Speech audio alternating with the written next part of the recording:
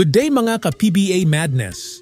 Ngayong laglag na ang kampo ni Team Cone na Barangay Ginebra at bigo na makakuha ni isang kampyonato para sa season na ito, silipin muna natin kung ano pa ang pwedeng gawing adjustment ni Longhair para sa susunod na season, sila naman ang maging hari ng liga.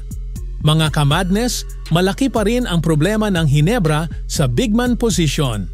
Bagamat maaari nang makabalik next season si Isaac Go, kailangan pa rin kumuha ng isang dominant bigman sa shaded area ni Team Cone, lalo na tumatanda na si Japeth Aguilar. Mga ka-Madness, nakahang pa rin ang status ng terra firma sa PBA kaya sa ngayon, malabo pang makuha ng SMC teams ang number 1 pick sa darating na rookie draft, pati na rin ang iba pang mga asset ng DIP na sina Kmark Carino at Luis Sangalang.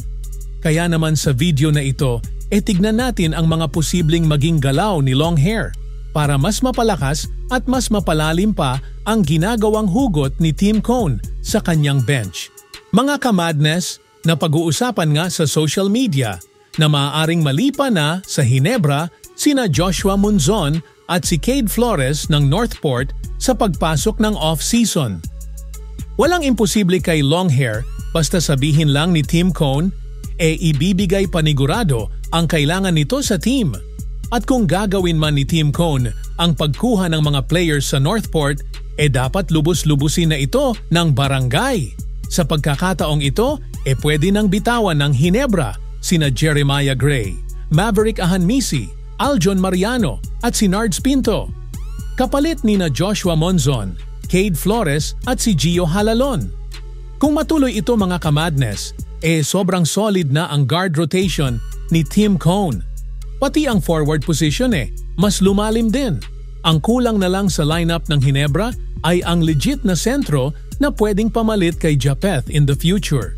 At kung hindi magagawa ng paraan ng Ginebra na ma-move ulit ang kanilang pick sa top 3 gaya ng ginawa nila last season kay RJ Abarrientos, pwede na nilang gawing trade asset ang kanilang first round pick kasama na is Ralph Koo bilang kapalit ni Kai Balungay ng kampo ng Phoenix.